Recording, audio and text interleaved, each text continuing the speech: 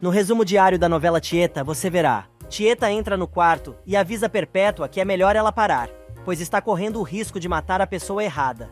Surpresa e assustada, a Bruaca se dá conta que estava sufocando Aracy, que estava na cama de Tieta, coberta até o último fio de cabelo. Cora aparece para ajudar a prima, que não para de tossir, enquanto a Cabrona, de braços cruzados, diz à irmã: "Você pensou mesmo que Cora ia aceitar seu dinheiro e me trair?" Leonora aparece assustada, mas a Cabrona pede que ela saia e manda Cora levar Aracy para a cozinha. Agarrada no travesseiro cor-de-rosa, Perpétua não diz uma palavra, mas fica ainda mais preocupada quando Tieta fecha a porta do quarto. Do lado de fora, Leonora fica sabendo dos planos da Bruaca, e Cora conta: "Primeiro ela me deu o dinheiro, e depois pediu para eu colocar um comprimido no suco de Tieta antes dela dormir. Mas não foi só isso não. Ela pediu para eu deixar a porta destrancada e pendurar um pano roxo na janela, depois que todo mundo estivesse dormindo. Como achei tudo muito esquisito, desconfiei e contei tudo pra patroa. Aracy, apavorada, não sabe como foi parar na cama de Tieta, e Cora, rindo, explica: "É que eu e Dona Tieta precisávamos de alguém para ficar no lugar dela. Aí, eu te chamei na cozinha, te dei aquele suquinho com o comprimido dissolvido e você emborcou em menos de 5 minutos. Aí, te pusemos na cama, te cobrimos, colocamos as pulseiras, tudo direitinho pra enganar a outra." Aracy fica apavorada, dizendo que chegou até a ver as portas do paraíso, mas Cora diz que nem ela, nem Tieta iriam deixar a moça morrer.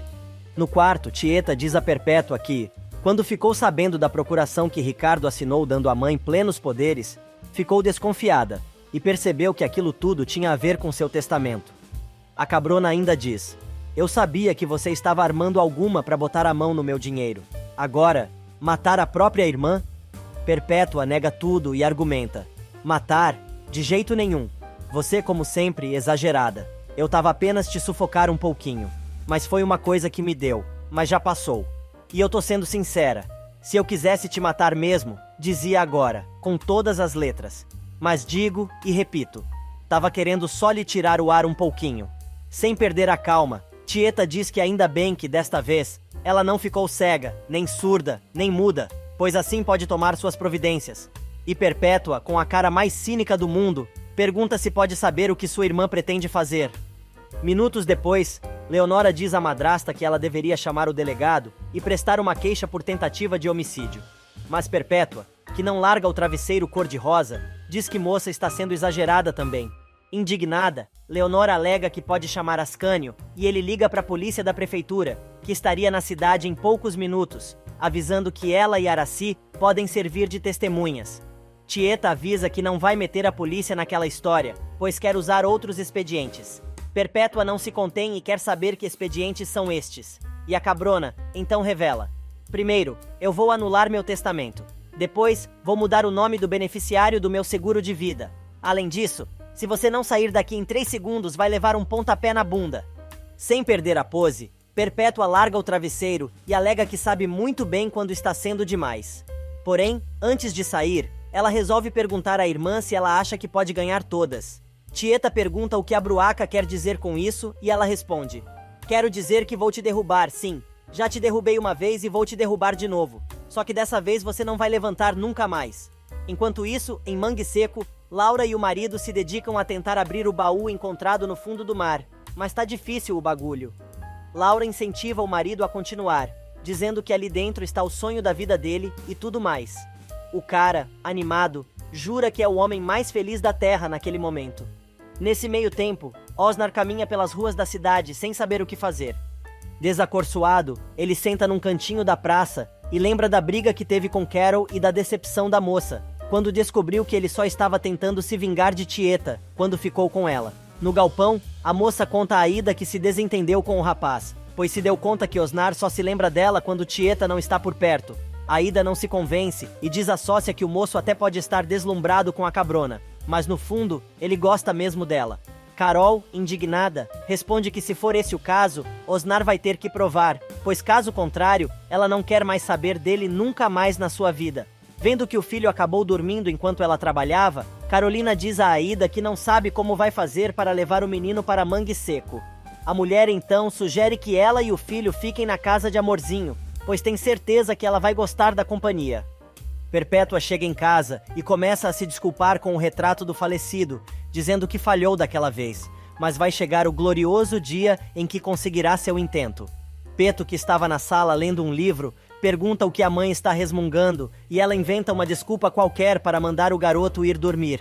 Araci aparece e pede sua demissão, alegando que não pode mais trabalhar para uma pessoa que tentou matá-la, mesmo que fosse por engano. Perpétua começa a rir e pergunta à empregada se ela acreditou mesmo no que aconteceu, explicando que aquilo foi só uma brincadeirinha de duas irmãs que se querem muito. Araci tenta argumentar, mas a tribo Fu não deixa e ainda aconselha a moça a não acreditar em tudo que Cora lhe diz. A mulher continua dizendo que tudo não passou de um trote e manda a empregada ir para a cama, dormir, pois no dia seguinte, bem cedo, ela precisa lavar o banheiro. Do outro lado da pracinha, Tieta se diverte com o que aconteceu e diz a Leonora que só de ver a cara de Perpétua quando descobriu que não era ela quem estava debaixo do travesseiro, já ganhou seu dia. Leonora não entende como a madrasta pode se divertir com uma tentativa de homicídio e quer saber se a relação dela com a irmã sempre foi assim. Tieta responde que enquanto uma das duas ainda estiver respirando, aquilo vai ser sempre assim e comenta: "O problema é que Perpétua falou a verdade. Até agora eu dei sorte, mas um dia posso cair do cavalo." A mocinha então quer saber se a cabrona vai fazer o que prometeu e Tieta diz que vai deixar tudo pro seu sobrinho, como tinha planejado, mas precisa fazer de uma forma que Perpétua nunca possa meter a mão. Na pensão, Ricardo viaja depois do rala e rola com o bebê e sai do ar. A moça chama a atenção do rapaz e avisa que ele precisa resolver de uma vez o problema que o está consumindo, senão não dá pros dois continuarem. Imaculada enfrenta mais uma noite de insônia quando Milu aparece. A moça conta que não consegue dormir pois seu coração não está aguentando tanta dor, mas ninguém pode ajudá-la naquela situação. Ricardo aparece e diz que ele talvez possa ajudar a mocinha, e Milu, percebendo que está sobrando, vai se deitar. Imaculada diz que o rapaz não deveria ficar ouvindo a conversa dos outros, porém ele avisa que teve um bom motivo, e agora, quem quer conversar é ele. Desaforada com sempre, a garota diz: "A carioca colocou você pra fora do quarto, foi? Se você está querendo alguém pra conversar a essa hora da noite, depois de ficar tanto tempo no quarto dela, deve ser porque a moça se cansou de sua prosa." Ricardo diz não entender por que Imaculada briga tanto com ele e jura que o que aconteceu entre eles não vai se repetir, alegando que já cansou de pedir desculpas. Imaculada, então, explica que não está zangada com o rapaz, mas sim triste consigo mesma por ter sido burra ao ponto de achar que ele era seu príncipe. A garota tenta ir embora, mas Ricardo a segura pelo braço. Ainda mais brava, Imaculada pede que o sujeito a solte, e apesar do moço dizer que foi sem querer, ela dispara: "Trate de manter sempre uma boa distância de mim." No bar de Chalita, Amintas não fala coisa com coisa. Timóteo resolve dar a sua opinião e diz que conseguiu entender que o comerciante está falando de mulher, e talvez seja de alguma que andou colocando caraminholas na cabeça dele. Enquanto fala, o dono do armarinho faz sinal de chifres com as mãos. Continuando o papo, ele diz que se Amintas não disser quem é essa mulher, fica difícil os amigos opinarem sobre o assunto. Mas Amintas, que já está com os 2 pés redondos e diz que não está bêbado coisa nenhuma, Timóteo avisa que se o amigo não estiver bêbado, ele é a própria mulher de branco. O sujeito fica bravo e quase cai ao se levantar para ir embora. E o engomadinho, cheio de senso de humor, recita: "Quem tropica também cai. Tropeçou no pé da mãe, caiu no pé do pai. Ave Maria." Nesse meio tempo, Carol chega com Júnior à casa de Amorzinho e diz que vai por Júnior para dormir, para as duas poderem conversar. Mas quando a viúva vai fechar a porta, Amintas entra e diz que a mulher vai ter que escutar o que ele tem para dizer. A dona da casa avisa que aquela é uma hora muito imprópria para trelelê, mas ele insiste. Sem paciência, a bordadeira diz que o moço está sendo inconveniente e coisa e tal, mas ele responde que ela está se revelando uma mulher sem coração. Ouvindo a gritaria, Carol volta para a sala e quer saber se a amiga está precisando de ajuda. Surpreso com a presença da moça, Amintas diz: "Eu não sei o que está acontecendo aqui em Santana do Agreste, pois as mulheres mudaram muito, e eu não quero nem saber. Vou atrás da mulher de branco, porque essa, eu tenho certeza, que continua a mesma." Depois que o cara sai, Carol diz a Amorzinho que Amintas está apaixonado por ela, mas a bordadeira avisa que esse é um assunto no qual ela não quer pensar. Em Mangue Seco, Laura e o comandante dão uma paradinha no trabalho que estão tendo para abrir o tal baú, e a mulher resolve comentar sobre o que aconteceu entre o marido e Silvana, na noite anterior. O cara fica chateado ao lembrar de seu baixo desempenho com a garota e Laura pede desculpas, afirmando que cada assunto tem sua própria hora. O cara se anima novamente e diz que está prestes a realizar o sonho que herdou do pai e volta a futricar no baú que encontrou no fundo do mar. Nesse meio tempo, a Mintas volta ao bar de Chalita que não quer mais servir bebida para o rapaz. Mas Osnar e Timóteo intercedem e o turco acaba servindo a canha. Mas, para a surpresa de todos, Bafo de Bode aparece sóbrio e pede a Chalita um copo d'água. Timóteo não acredita e pergunta que marmota é aquela para Osnar, que também não entendeu nada. A Mintas resolve perguntar se o rapaz está doente ou algo assim, mas Bafo de Bode, rindo, balança a cabeça dizendo não, e bebendo o copo d'água jura que nunca esteve tão bom. A cara do turco é a melhor.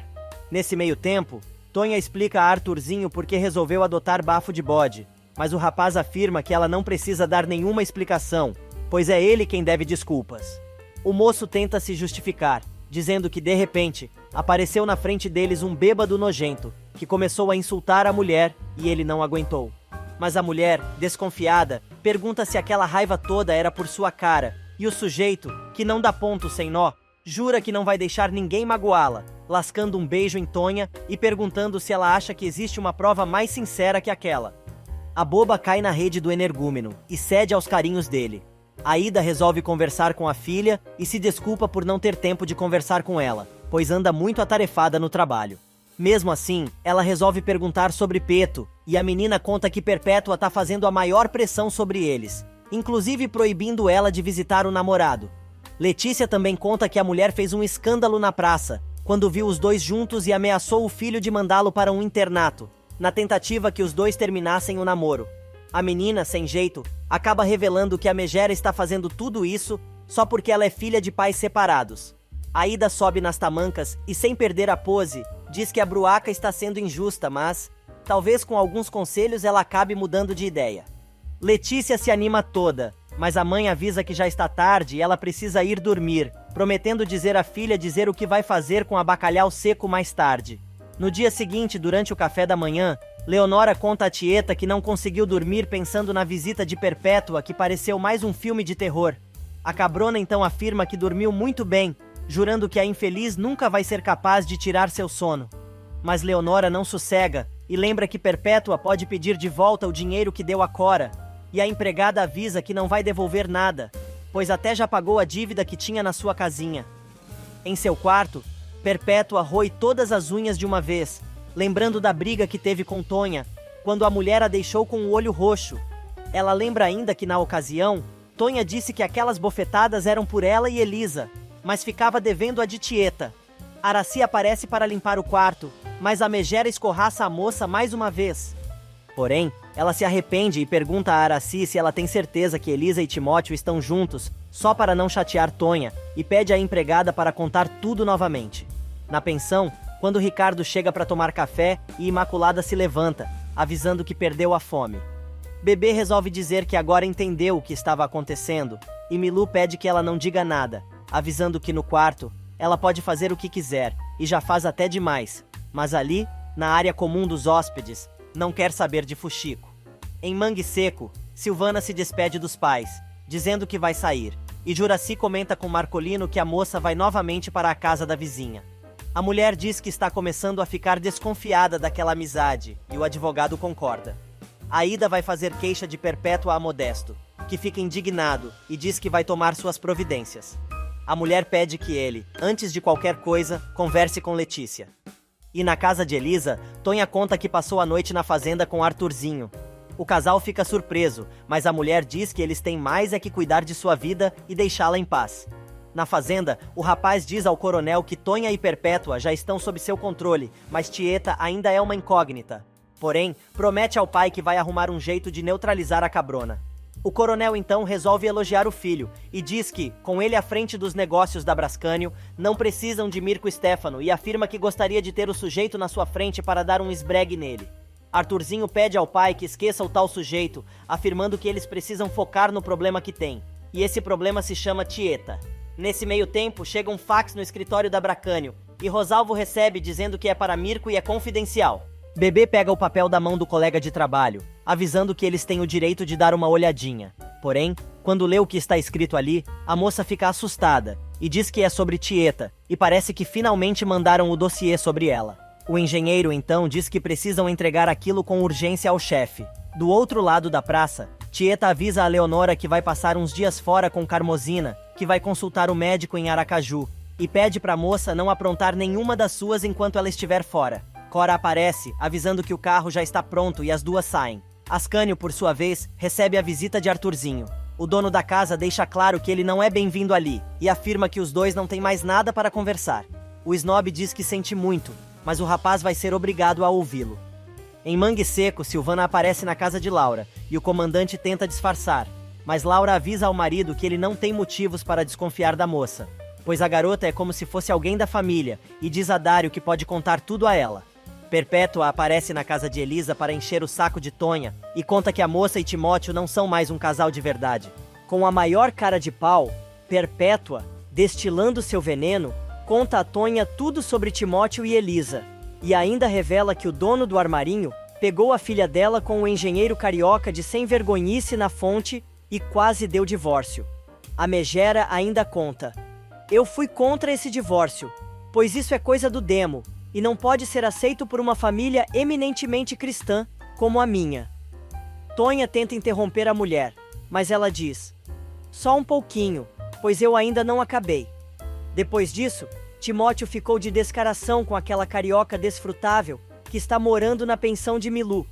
E depois, ele começou a ser freguês assíduo das quengas da Zuleika, enquanto Elisa ficava em casa, recebendo o engenheiro altas horas da noite, para jantar e sei eu mais lá o quê. Até que Tieta soube que você estava voltando. Então, ela juntou os dois de novo e fez eles fingirem que eram um casal de verdade, só para te enganar. Tonha avisa que não vai acreditar nas histórias doentes que a cabeça da tribo Fu está inventando só para encher o saco. Mas a Bruaca afirma que sua intenção é só alertá-la, pois não é justo que Tieta, Timóteo e Elisa continuem fazendo ela de boba. O argumento da megera não funciona, e Tonha alega que ela, assim como Tieta, Elisa e Timóteo, sempre se viraram sozinhos, sem precisar da ajuda dela. Perpétua, então, resolve ir embora, mas manda a ex-madrasta perguntar diretamente ao casal sobre aquela situação e avisa que, se eles negarem, a cidade inteira pode confirmar o que ela está dizendo. Enquanto isso, Arthurzinho do pai está se desdobrando para se explicar para Ascânio, e diz: "Se tem algo com o qual eu não consigo conviver, é a violência física. Por isso eu queria conversar com você sobre o incidente daquela noite e dizer por que eu ataquei aquele bêbado.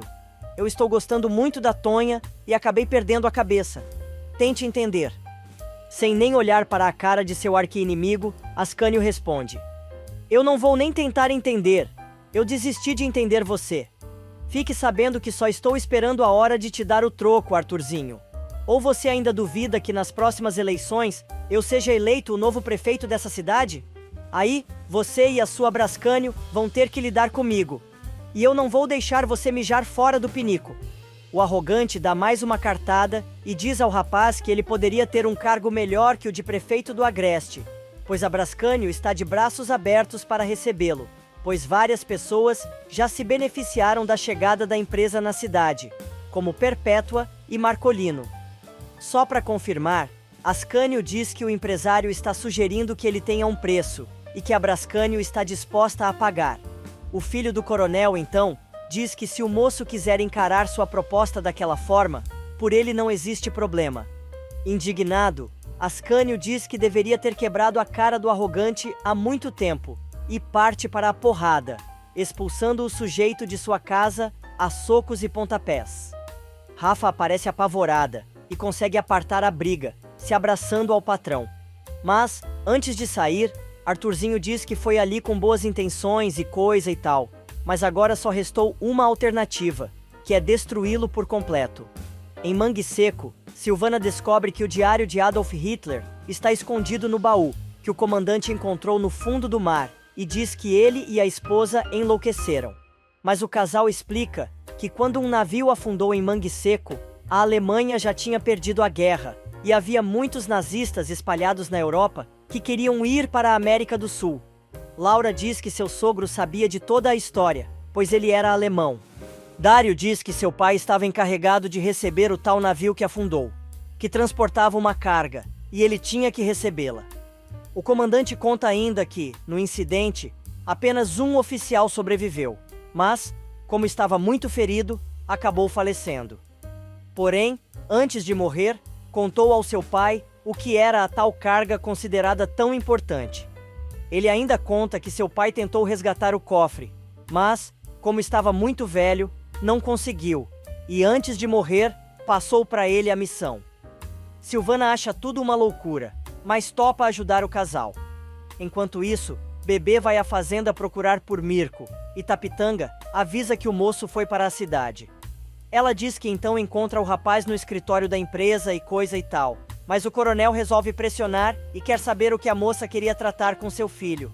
Bebê desconversa, dando uma desculpa, mas Tapitanga agora quer saber onde anda Mirko Stefano.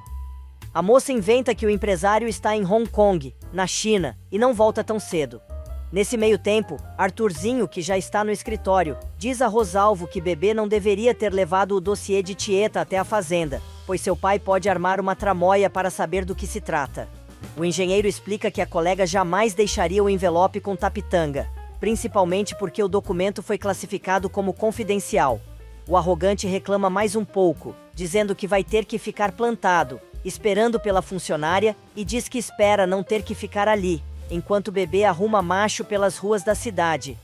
No circo abandonado, enquanto o bafo de bode se exercita, a meninada comenta que o rapaz parou de fumar e beber, dizendo que quer voltar à antiga forma física, mas acham que isso não vai durar nem uma semana. Modesto vai à casa de Letícia, dizendo que precisa conversar com ela, mas a mocinha manda o pai pro inferno, avisando que ele está perdendo tempo. Mesmo assim, o homem diz que soube que Perpétua anda interferindo no namoro dela com Peto, e se ela quiser, pode dar um jeito.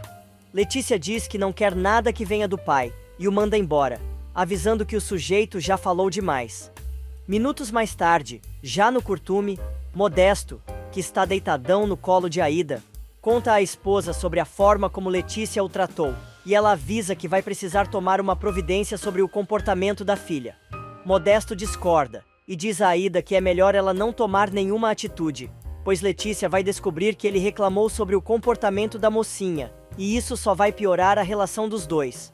Aida promete não falar nada com a filha, mas pergunta ao ex-marido como fica a situação com Perpétua.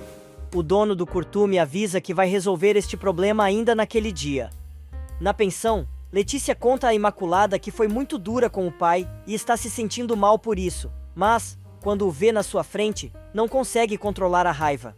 A ex-rolinha do coronel, sendo sincera como sempre, diz à amiga que, se ela ainda tem raiva do pai depois de tanto tempo, é porque a pendenga entre eles ainda não está resolvida, e acha que os dois ainda vão se entender muito bem. Letícia fica brava e diz que esse dia nunca vai chegar, mas, quando a garota está indo embora, Milu aparece oferecendo um lanche, porém, a menina recusa e vai embora.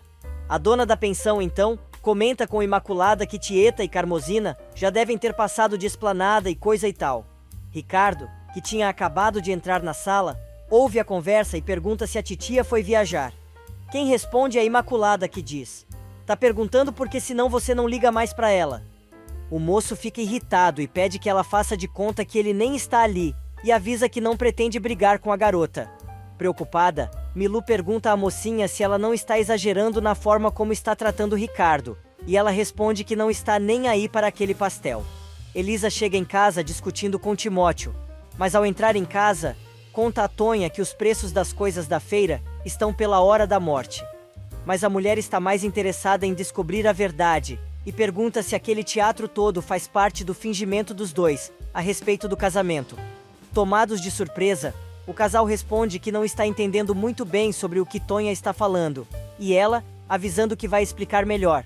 Quer saber que história é aquela de casamento por conveniência. Como os dois não respondem, Tonha resolve ser mais direta e pergunta se eles estão juntos apenas para enganá-la. Timóteo decide remediar a situação e diz que não acredita que a sogra ainda acredite em Perpétua, depois de tudo que ela aprontou. Elisa tenta ajudar o marido, afirmando que a megera não vale nada. Mas Tonha não embarca naquela furada, e diz que não é trouxa, pois percebeu muito bem que os dois estão agindo de forma estranha, principalmente quando ela disse que iria passar uns dias na casa da filha. Indignada, a mulher afirma que não pode aceitar que duas pessoas que ela ama tanto estejam tentando enganá-la, e acaba sobrando também para Tieta, pois Tonha acha que a mulher não tinha o direito de fazer aquela falseta com ela. O dono do armarinho insiste em dizer que Perpétua está mentindo, mas Tonha diz que vai perguntar sobre o assunto na cidade, pois talvez alguém queira dizer a verdade a ela. Timóteo pede à sogra que espere, e pergunta a Elisa o que a moça acha. Sem jeito, ela responde que a mãe não precisa ficar perguntando sobre eles para pessoas estranhas, e acaba admitindo que o que Perpétua contou é verdade. Tonha se sente mal, e os dois correm para acomodar a mulher no sofá. Mas ela está mais interessada em saber tudo o que aconteceu desde que ela foi para São Paulo. Peto chega em casa e a mãe começa a encher o saco, querendo saber se ele estava com Imaculada e Letícia. O rapaz afirma que não, e ela diz que finalmente o moleque tomou juízo e agora está mais tranquila, pois já tem que lidar com as merdas que Ricardo está fazendo, e não aguentaria se seu outro filho também começasse a ir pelo caminho da perdição. Do outro lado da pracinha, Elisa pergunta à mãe o que ela e o ex-marido devem fazer, e Tonha diz que, se os dois quiserem viver juntos como um casal de verdade, devem realmente assumir a relação, mas, se for só por conveniência, eles devem se separar. Elisa afirma que não quer voltar a ser casada de verdade, e Timóteo concorda. O moço afirma que vai arrumar suas coisas e voltar para a pensão de Milu, de onde ele não deveria ter saído. E enquanto Aida acompanha Bebê até o banco para receber novas instruções da Carioca para implementar o terceiro turno na fábrica, no bar, Amintas e Osnar já estão calibrando o fígado com um caldo de cana especial. Bebê aparece e resolve tomar o tal caldo de cana com os rapazes, deixando o envelope com o dossiê sobre Tieta atirado em uma das cadeiras. Na sacristia, Perpétua conta a Cosme e Juraci que Carmosina está grávida, e foi por isso que Tieta levou a mulher para Aracaju. Cosme pergunta quem é o pai, e as duas respondem juntas que é Gladstone. Mariano aparece e manda as três fuxiqueiras calarem a boca, mas Cosme reclama. Porém o padre está furioso, e manda todo mundo embora dali. Modesto chega na casa da tribo Fu, e como a mulher não está, Araci o deixa sozinho. O sujeito aproveita para dar uma voltinha na residência e diz a si mesmo que a bruaca não vai escapar desta vez. Bebê chega ao escritório e se dá conta que esqueceu o envelope em algum lugar. Mirko fica furioso e, chamando a moça de galinha, diz que isso aconteceu porque ela fica batendo perna na rua atrás de homem. A moça diz que o chefe não pode falar assim com ela e coisa e tal, mas o sujeito não quer saber e chama todo mundo de incompetente. Enquanto tenta se explicar e lembrar por onde passou, Ascânio chega no bar e encontra o tal envelope. Ele resolve abrir e diz aos amigos que aquele deve ser algum documento importante da Brascânio, avisando que vai dar uma olhadinha. Bem na hora, Arthurzinho e Bebê chegam. O filho do coronel avisa a Ascânio que ele não tem o direito de fazer aquilo, pedindo o envelope de volta. Caindo na gargalhada, o ex-secretário-geral do município diz: "Mas olha como o Arthurzinho do pai tá nervoso, gente." Osnar e Amintas entram na brincadeira, e Ascânio diz que aquele envelope está endereçado a ele, e começa a perguntar se o nome que está escrito ali é o dele. Os rapazes decidem ver o tal nome, e Arthurzinho fica ainda mais furioso, avisando que o moço está indo longe demais. Bebê consegue tirar o envelope das mãos do rapaz, e avisa que está tentando apenas salvar sua cabeça. De posse do dossiê, o arrogante diz que, pelo jeito, existem muito mais cabeças em jogo do que se podia imaginar. Depois que o infeliz vai embora, os rapazes apertam Ascânio tentando saber alguma coisa, mas ele está furioso com a rateada que deu, e avisa que foi até o bar para beber, e não para conversar. Timóteo, por sua vez, está arrumando a mala quando Elisa aparece, mas não consegue dizer o que pretendia. O engomadinho se despede da sogra, dizendo que pelo menos agora não precisa mais continuar com o fingimento, deixando a ex super triste e chateada. A moça resolve contar à mãe que teve um de seus ataques, e Timóteo a encontrou na fonte com o engenheiro, mas acabou entendendo tudo errado, admitindo que ainda gosta muito do rapaz. Tonha se culpa pela separação do casal, mas Elisa jura que valeu a pena ter sacrificado seu casamento, pois a mãe voltou muito melhor de São Paulo. Nesse meio tempo, Perpétua conta que revelou tudo a Tonha sobre a separação de sua irmã, mas o padre, mordendo os dentes, avisa que vai respondê-la novamente da confissão e diz: "Acho que vou passar um bom tempo sem absolver seus pecados, e se você morrer nesse meio tempo, com todos eles lhe pensando nas costas, eu vou gargalhar." O sacerdote perde a calma e manda a Tribufu sumir da frente dele. Mas Abruaca, antes de ir embora, diz que o religioso está completamente doido. Na fazenda, lendo o dossiê, Arthurzinho lembra da conversa que teve com Tieta, quando revelou que mandou investigar as pessoas da cidade, inclusive sobre ela, mas não conseguiu descobrir nada, a não ser que a cabrona está usando um nome falso. Em Mangue Seco, Dário consegue finalmente abrir o cofre-baú, enquanto as meninas não se aguentam de tanta aflição. Perpétua chega em casa e dá de cara com Modesto que, louco de calor, se abana com o chapéu, ao invés de tirar o casaco. Vai entender. A mulher já chega dizendo que nunca deu liberdade a ele para que entrasse em sua casa e se abancar quando ela não está. Mas Modesto diz que só foi até aquele mausoléu para avisar que Letícia está em casa, e ela deve ir imediatamente pedir desculpas à garota, pelas grossuras que fez. Como se não bastasse, o dono do curtume manda a Bruaca dizer que a mocinha e Peto podem continuar namorando. A morcegona desdenha as ordens do sujeito, avisando que jamais se humilharia daquela maneira, diante de uma fedelha, filha de pais separados, e grita: "Quem o senhor pensa que é para me dar ordens?" Modesto cai na risada e diz: "Quem sou eu? Pois eu vou lhe dizer. Eu sou aquele que sabe o que tem dentro de uma certa caixa branca, que a senhora guarda lá no seu quarto. Esqueceu?" De boca aberta, a Jabiranga não diz uma só palavra, e simplesmente desmaia no sofá. Vendo que suas palavras surtiram efeito, Modesto continua, e diz que se ela não cumprir as ordens que recebeu, só vai precisar de meia hora para revelar para toda a cidade toda o segredo dela. Toma, Tribufu! Nesse meio tempo, Tapitanga vai falar com o filho, que nem levanta os olhos para conversar com o pai. O bode velho inicia o trololó, dizendo que aquela papelada deve ser muito importante, pois há mais de meia hora, o moço estava lendo o que tinha ali. Curioso, o coronel pergunta o que é, mas Arthurzinho deixa claro que o assunto não é da conta dele. Mas mesmo assim, o sujeito resolve contar que é graças àquela papelada que ele agora tem Tieta em suas mãos.